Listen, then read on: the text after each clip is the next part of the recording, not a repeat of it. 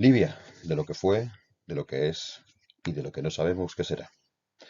Esta Libia tan cercana y tan cercana porque Trípoli está a menos kilómetros que la capital de Lanzarote, Arrecife.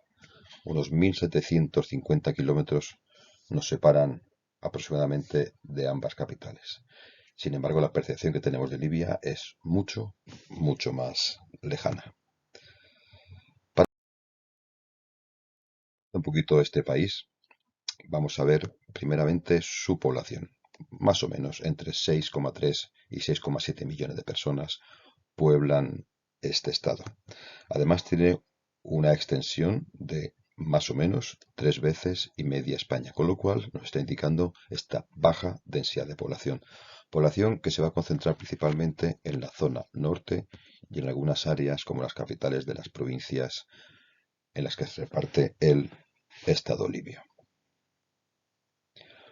Por otra parte, tenemos principalmente 4 grupos étnicos. Para comprender Libia hay que entender primero el tema etnia, que están los bereberes, los árabes, los tuareg y los negros tubú, por estas áreas. Pero a esto hay que añadirle un elemento muy complejo, como es precisamente el tema de las tribus, que luego posteriormente podremos analizar. La historia de Libia, cómo no, estando en un enclave tan estratégico como el Mediterráneo, ha sido muy compleja. Desde hace ya 3000 años que se dividió en dos zonas, una la Tripolitania y otra la Cirenaica, conformada principalmente por asentamientos fenicios y griegos.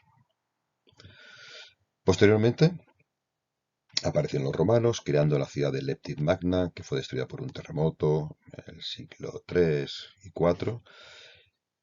Apareció el mundo árabe musulmán. El concepto de el Islam se empezó a implementar a través de estos árabes del norte sobre el siglo VII.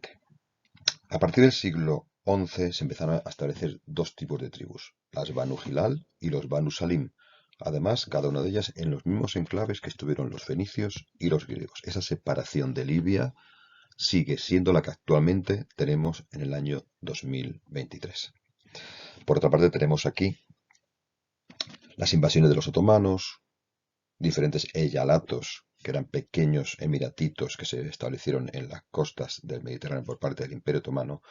Nombrar así la batalla de Derna, la primera batalla de los marines americanos fuera de su territorio para combatir a estos piratas que existían en las costas libias. Ya nos adentramos en el siglo XX con la presencia de Italia. Llega la Segunda Guerra Mundial, británicos, italianos, luchas dentro del territorio libio, hasta que por fin se establece la independencia Libia en el año 1951. Primer país que se independiza de África, del África colonial. ¿A quién colocan de rey los británicos? Al rey Idris. Era el gerifalte de una de las tribus que más se movía durante los movimientos de la Segunda Guerra Mundial y por eso empezó a tener esta preeminencia de liderazgo dentro de los diferentes entornos étnicos y tribales de Libia. Como comentaba el rey Idris, ojalá hubieran encontrado agua. El agua empuja al hombre a trabajar, el petróleo le lleva a soñar. Estas declaraciones del rey Idris veremos cómo se han convertido en una realidad a través de los diferentes procesos del Estado libio. Aparece la figura de Gaddafi. Año 69, este joven capitán del ejército libio da un golpe de Estado impregnado de ideas socialistas y con un modelo vecinal, el modelo de Nasser. Para él era una especie de líder referencial. El señor Gaddafi empieza a implementar un sistema llamado la Jamahiriyya, un sistema basado en el pueblo que analizaremos a partir del año 77. Este modelo se plasma en el famoso Libro Verde de Gaddafi e impregna todos los ambientes del país. Este sistema estaba basado en diferentes elementos. Era la tercera teoría universal, nacionalismo islámico y árabe, un estado de bienestar, un sistema moral, con un congreso conformado por 2.700 personas. Había un congreso de base que iban eligiendo a los diferentes representantes hasta llegar a este congreso de casi 3.000 representantes. Todo este conglomerado de elementos conformaron el llamado Libro Verde de Gaddafi y con ello también un sistema para dirigir el país.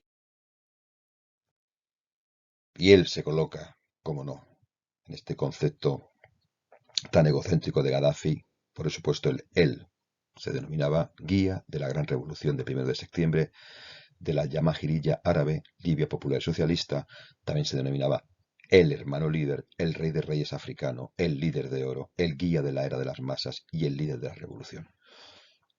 Todos estos apodos eran los que iba adquiriendo en su personalidad el ya extinto coronel Gaddafi. Y vemos cómo hasta en su lenguaje no verbal exterior iba demostrando o queriendo demostrar su intención, la de ser es el líder no solamente regional, sino también africano.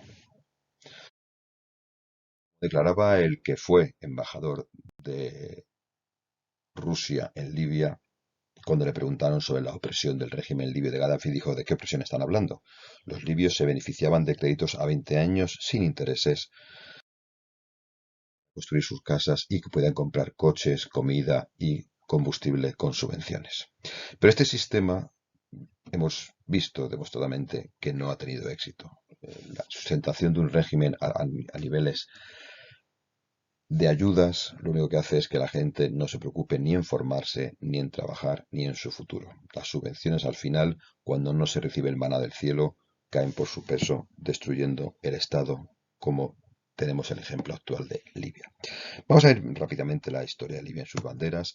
La bandera del rey Idris, desde el año 51 al 69, eran estos colores representando las tres provincias, tres regiones clásicas de Libia: la tripolitana, la cirenaica y el Fesam, añadiéndole esa simbología sobre el Islam en la bandera.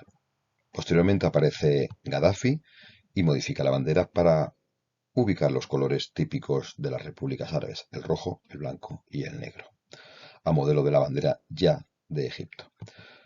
Recordemos que en los años 58 a 61 Nasser fue presidente de la República Árabe Unida, que conformaba Siria y Egipto. Este proyecto sabemos que no tuvo éxito tampoco y se deshizo, pero a partir del año 72 se conformó un elemento que se llamó una confederación, una especie de confederación de repúblicas árabes, que se unieron Siria, Egipto y Libia. Por lo tanto, lo que hizo fue Libia añadir en su escudo en su bandera este pequeño escudito para, de alguna manera, afianzar este concepto de la unidad entre los tres estados.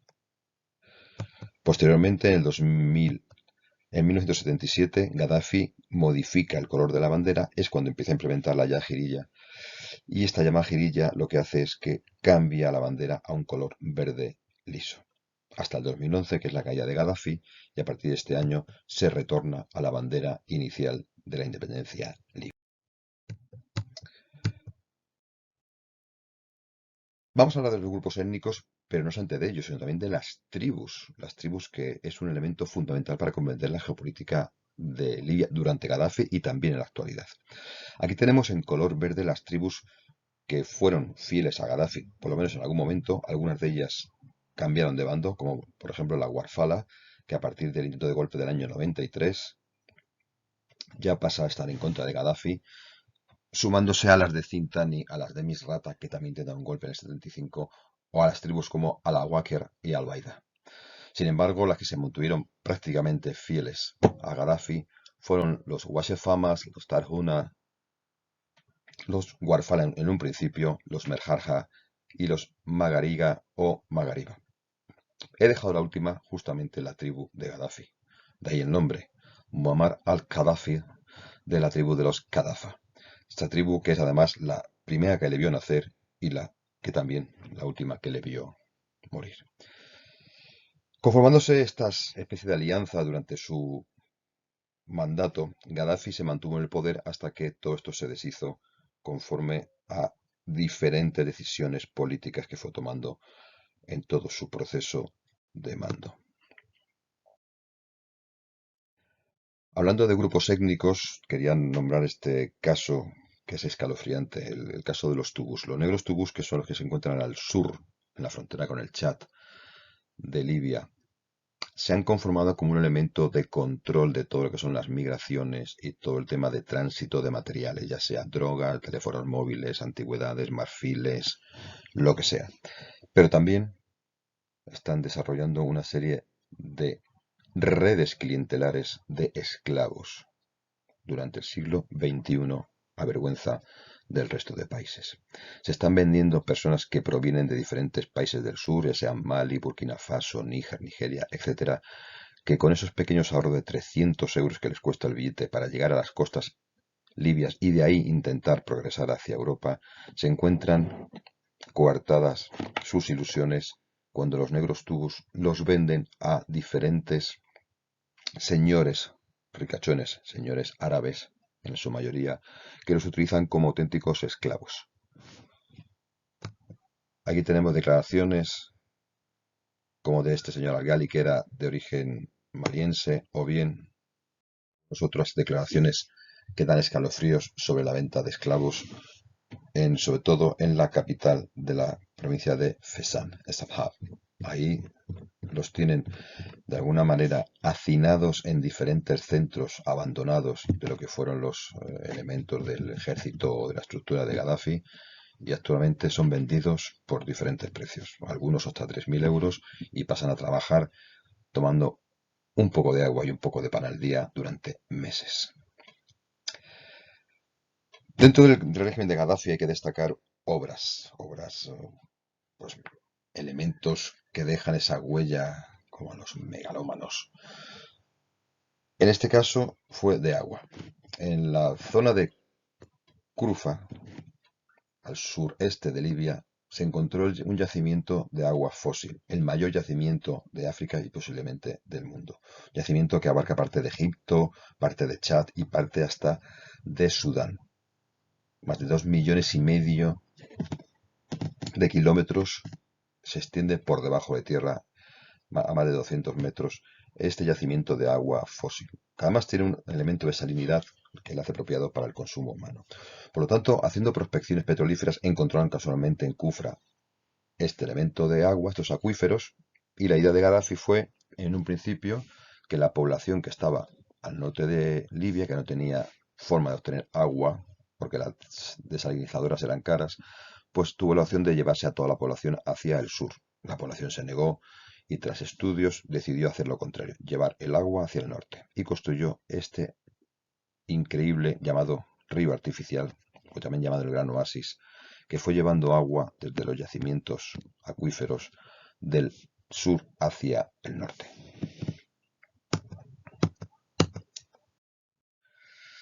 Libia es uno de los mayores exportadores de petróleo de África, uno de los 3 mayores exportadores de petróleo e hidrocarburos de África, pero también sé que tiene las mayores reservas de hidrocarburos. Por lo tanto, es un elemento muy codicioso y muy codiciado. Principalmente es en el Golfo de Sirte donde se encuentran los mayores campos petrolíferos y además aquí donde se encuentran las salidas hacia el mar. Aunque tengamos algunos elementos en Tobruk y en Trípoli, el Golfo de Sidra, llamado así, donde está Sirte, esa zona es la que más concentra el flujo de hidrocarburos. Hidrocarburos que principalmente van hacia Europa, por cierto. Ahí tenemos donde se desvía el petróleo. Depende del año. Hemos colocado una referencia aquí, 2015, pero bueno, aquí es otra referencia de 2011. Las producciones de petróleo han ido modificándose durante estos años, sobre todo con la situación interna de Libia. Se ha visto muy baja la producción de petróleo, pero vemos que prácticamente la inmensa mayoría de petróleo va hacia Europa. Y dentro de Europa, Italia es el mayor beneficiario de las exportaciones de petróleo libio. Dentro del régimen de Gaddafi hay que destacar algunos acontecimientos y sobre todo el atentado de Lockerbie, que se produjo el 21 de diciembre del año 88, en el cual se vieron entremezclados algunos elementos de la inteligencia libia. Este atentado sobre esta población escocesa que mató a 270 personas, 11 que estaban en sus viviendas en el pueblo de Lockerbie y el resto entre la tripulación y los pasajeros del vuelo de la Pan Am. Una de las versiones dice que fue parte del servicio secreto de Gaddafi el que, metiendo una serie de maletas con explosivos dentro de las bodegas del avión, hizo reventar al avión en pleno vuelo. Gaddafi siempre lo negó, también lo negaron los dos imputados que fueron llevados posteriormente a Reino Unido. Incluso uno de ellos fue exculpado, pero el otro fue condenado a cadena perpetua y siempre negó su implicación en el atentado. No obstante, de cualquier forma, a partir del año 92, que es cuando empiezan las investigaciones a tener más fruto, porque tardaron 3 años en sacar alguna forma de aclarar qué había pasado, desde el año 91-92 hasta el 2003 se produjeron embargos por parte de la ONU y de otras muchas instituciones y organizaciones internacionales. Todo esto llevó a que primero fueran extraditados los dos presuntos implicados en aquel momento del atentado y que luego, tras la condena, el Estado de Libia de alguna manera admitiese implicaciones en el atentado o al menos quiso limpiar la imagen pagando unos 10 millones de dólares a cada uno de los familiares de las víctimas del vuelo. De cualquier forma, hasta el año 2003 no se abrió de todo el veto hacia Libia, porque sí lo abrieron en principio Gran Bretaña cuando fueron la extradición de los dos presuntos implicados, pero luego en el 2003, quizás porque Gaddafi vio que las acciones de Estados Unidos podían llegarle a él, si ocultaba o si protegía algún tipo de terrorismo tras la experiencia de la presencia americana en Afganistán tras el 11S del 2001, esto hizo que Gaddafi voltease su política exterior, se negase de alguna manera a continuar con esas serie de atentados que se le habían atribuido, tanto los que había habido en Berlín en una discoteca como en Londres contra una policía y otro local, toda aquella serie de atentados, quiso lavar su imagen y se abrió hacia el mundo occidental ofreciendo su ayuda para exterminar al yihadismo. Pero dentro de sus fronteras sigue habiendo una amenaza, sobre todo porque muchos grupos yihadistas habían crecido a la sombra del régimen de Gaddafi. Gaddafi estaba considerado como un líder árabe, musulmán, pero muy poco musulmán. No aplicaba la Sharia como algunos grupos más islamistas le hubiese gustado. ¿Esto en qué desembocó? Precisamente en que a partir de los años 80, cuando empieza mucha gente a irse hacia Afganistán para ayudar a lo que luego fue Al-Qaeda en las retiradas de las tropas soviéticas y expulsar, como decían ellos, a los sucios comunistas cuyos pies ateos están pisando la sagrada tierra del Islam, provocó que mucha gente de Libia saliese hacia Afganistán y que posteriormente, cuando la retirada de la Unión Soviética, retornasen hacia Libia de nuevo aquellas personas que habían sido entrenadas, formadas y radicalizadas en suelo afgano y pakistaní. Al llegar a Libia, como la situación estaba en contra de ellos por el régimen de Gaddafi, muchos de ellos se fueron hacia Sudán, en aquel momento Sudán, a los campos de entrenamiento, y posteriormente, en el año 95, creció y nació en Libia el Grupo Islámico de Combate Libio, con muchos de estos retornados y otros que fueron sumando a la oposición contra Gaddafi.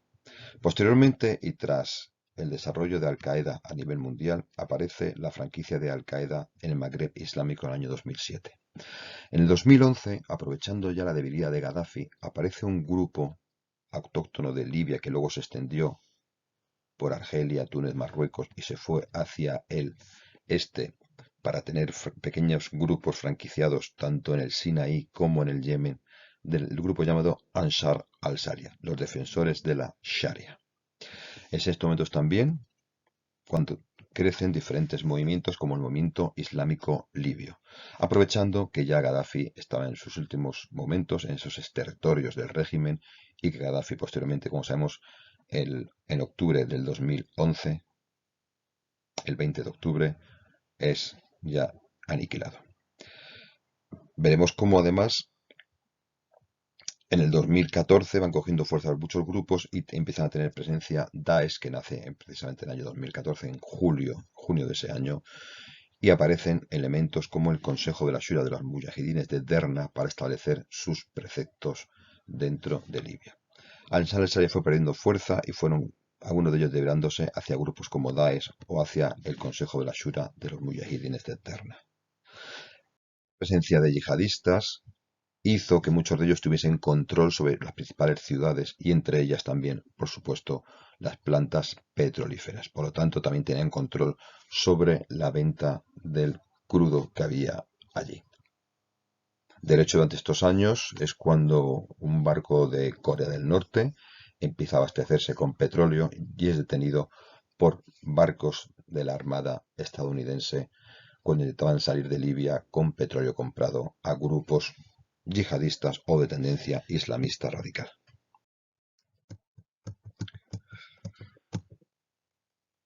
Bueno, ¿cuál es la situación de Libia cuando cae Gaddafi? Pues tenemos varios elementos conflictivos. Primero, que el ejército de Gaddafi se destruye, se desmorona y esto va a provocar salida de Tuareg entre los que estaban dentro del ejército hacia Mali, que luego desembocará, como ya sabemos, en la revuelta de 2012, provocando ese golpe de Estado y un conflicto que se arrastra hasta hoy en día. Además, esta lucha interna entre los diferentes grupos étnicos, Tubús contra Tuareg y luego las diferentes milicias que han ido creciendo.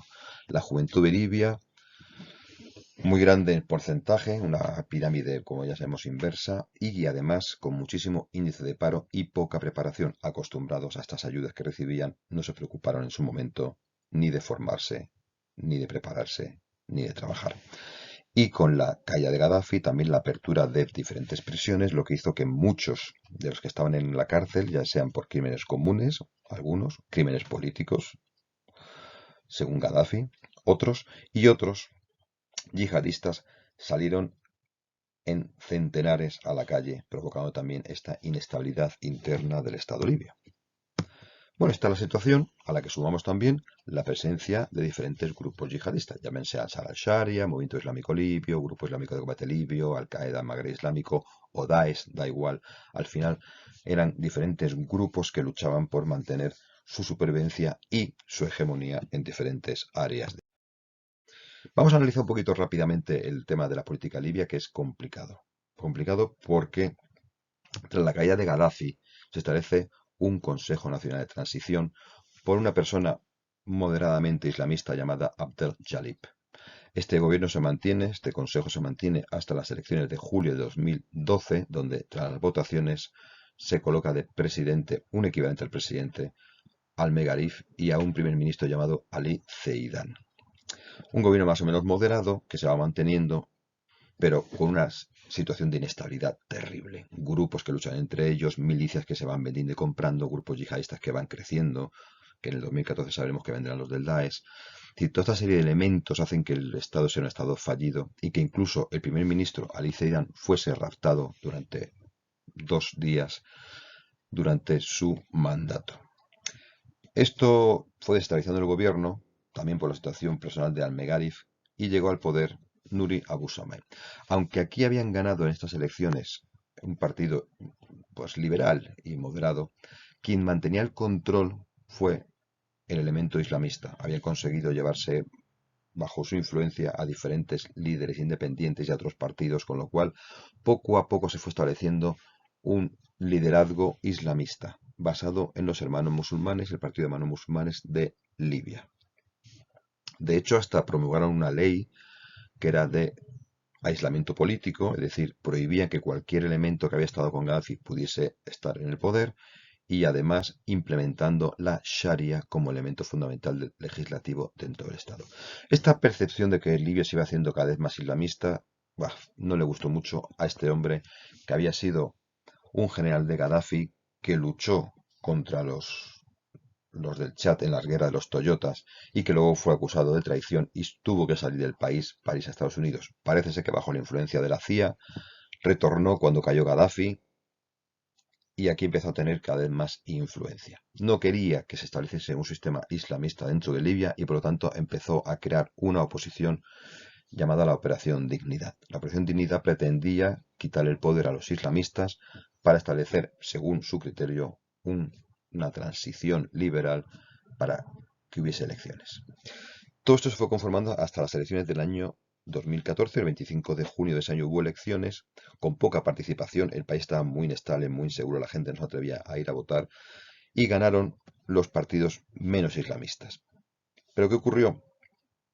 Que la Corte de Justicia no le dio la razón a los nuevos ganadores, diciendo que habían sido con muy poco porcentaje, y decidió el poder a los que ya estaban.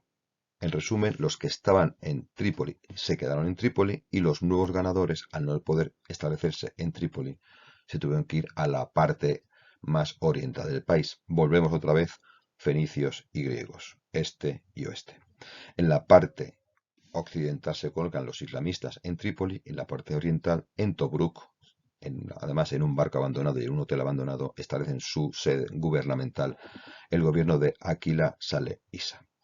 En este momento vemos que está aquí Abdullah al-Thani. Este hombre fue primer ministro en esta época muy poquito, estuvo un mes nada más, del 11 de marzo al 9 de abril.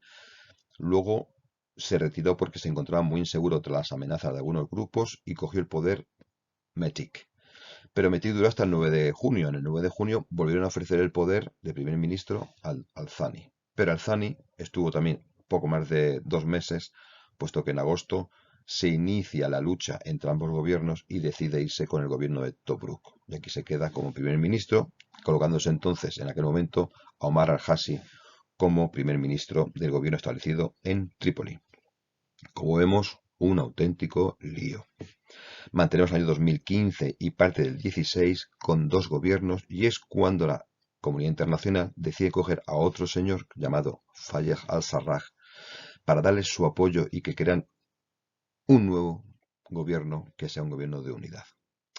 Empiezan las negociaciones con uno y otro gobierno, con el de Trípoli y con el de Tobruk, para darle un poco más de atribuciones y conseguir en un futuro intentar que sea este el nuevo presidente de Libia. Las negociaciones al principio son bastante desfavorables para él. De hecho, no puede establecer su gobierno en Libia, establecerse fuera de Libia en la frontera en Túnez. Sigue manteniéndose dos gobiernos, el de Trípoli y el de Tobruk. Aquí. La lucha interna entre los partidarios de este gobierno con Khalifa Haftar y los partidarios de este otro gobierno con Ali al-Salabi, que inició la operación Amanecer Libio, y mientras, recordemos, Tuareg contra Tubús, Tuareg contra yihadistas, es decir, todos contra todos, grupos yihadistas, entre ellos también Al-Qaeda contra Daesh, franquicias de uno u otro bando, en un totum revolutum impresionante dentro de este estado, en aquel momento también fallido.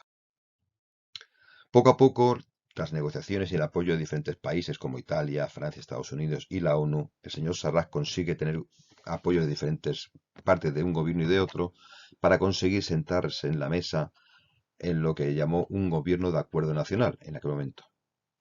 Consigue también el control del Banco Central Libio y de la principal compañía de hidrocarburos, la National Oil Company. Mientras, Khalifa Haftar, recordemos, sigue avanzando con sus tropas y aquí se establece un gobierno dándole cierta permanencia a elementos de hermanos musulmanes. Por lo tanto, siendo apoyado en aquel momento por Turquía y por Qatar.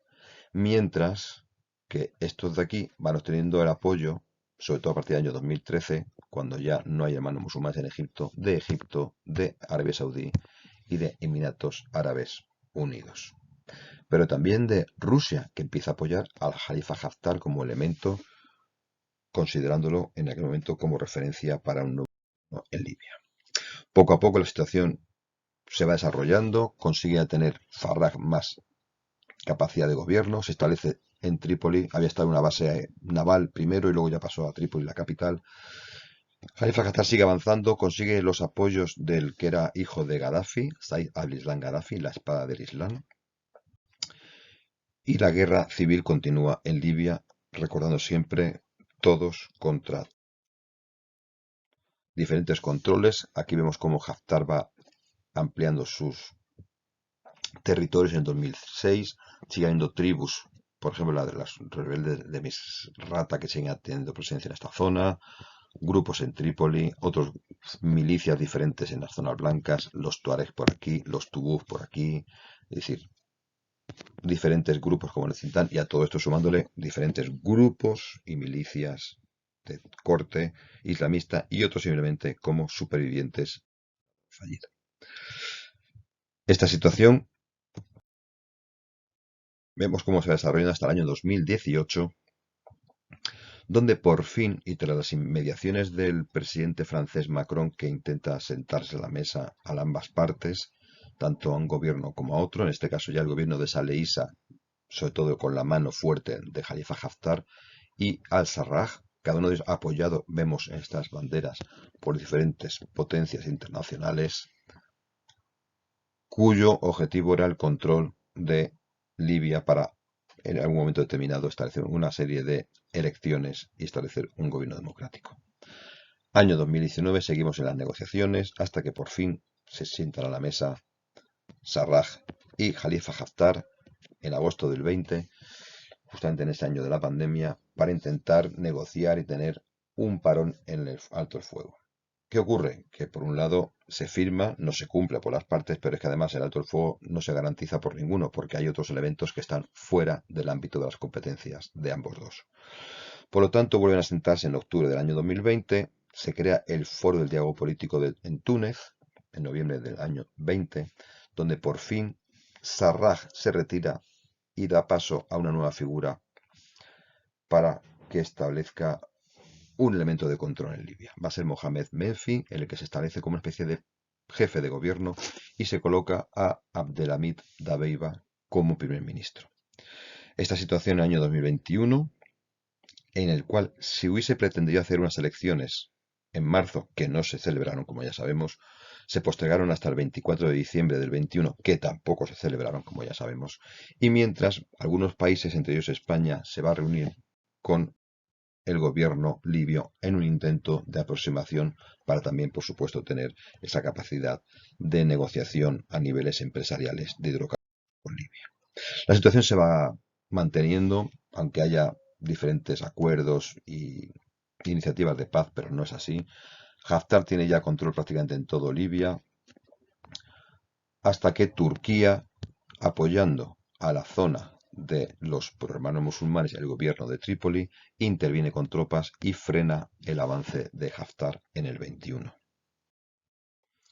Este frenazo hace que se sienten a la mesa porque ya no hay una preeminente exposición de partes y se hable de hacer elecciones el 24 de diciembre del año 2021, elecciones que ya sabemos que no se celebraron. Aquí tenemos a los candidatos, a Khalifa Haftar. Este no es Guardiola, por si acaso. Este es Said al-Islam Gaddafi, el hijo de Gaddafi, que también se presenta a las elecciones como un elemento de intentar, pues bueno, captar a aquellos nostálgicos de su padre y a otros elementos de Libia que ya están un poco cansados tras todos estos años de conflicto.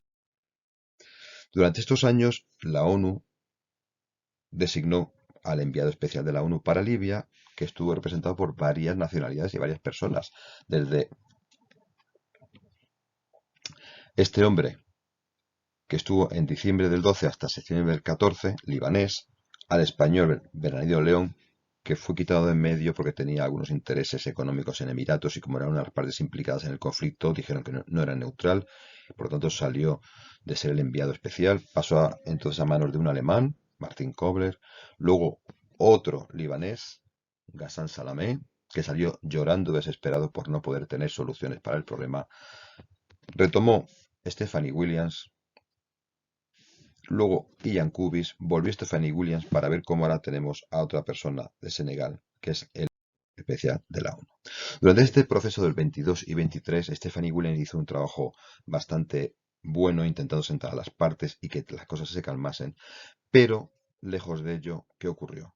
Cuando le llega el turno de que ya se le vence el mandato a Abdelhamid Dabeibe, se niega a irse y el que fue nombrado por la Cámara de Representantes, que es el parlamento que está en Tobruk, que fue Fazi Bashaga, intenta acceder al poder ante la oposición de Dabeibe, se establece otra nueva bicefalia en el gobierno libio y una consecuente guerra civil otra vez entre los partidarios de uno y de otro. El Alto Consejo de Estado apoya a este, mientras la Cámara de Representantes apoya a este. Es decir, tenemos una especie de dos parlamentos todavía, con diferentes atribuciones y nombres, unos en el este, otro en el oeste. La intención de Stephanie Williams y de cualquiera de los que ha estado aquí ha sido crear elecciones que se pusieron en un principio para abril del 23, pero como ya sabemos, no se van a hacer. Y se está hablando de una fecha que es la de diciembre del año 23. ¿Qué ocurre? Se ha conformado justamente en el mes de marzo del año 2023, se ha conseguido sentar en una mesa a 6 representantes de un sitio y a 6 del otro, en lo que se llama el Comité Conjunto 6+6. Por lo tanto, durante el mes de marzo del año 2023 se está intentando una negociación interna entre ambas partes para que todo el proceso electoral se desarrolle y que en junio se puedan convocar elecciones y celebrarse en invierno, ya sea noviembre o diciembre del 23. ¿Por qué diciembre? Porque el 24 fue el día que se independizó Libia y para ellos es muy representativo hacer las elecciones el día en que Libia se independizó. No sabemos si se podrá lograr ese objetivo. Actualmente, como ya sabemos, Libia sigue siendo un país desestructurado, donde no hay un gobierno estable, donde hay una milicia estable, donde no hay una seguridad, porque no hay un ejército libio como tal, sino que hay milicias de diferentes bandos. Y además de esas milicias, grupos incontrolados con diferentes opciones, unos islamistas, otros no islamistas, otros que pretenden volver a un estado como el de Gaddafi, sumado a la presencia de diferentes grupos terroristas y además a los diferentes grupos étnicos como los tuareg y los tubut. Como vemos, una situación encrespada, muy compleja y que solamente el tiempo nos dirá si tiene solución, por lo menos en el primer paso que serán las tan ansiadas elecciones del año 2023.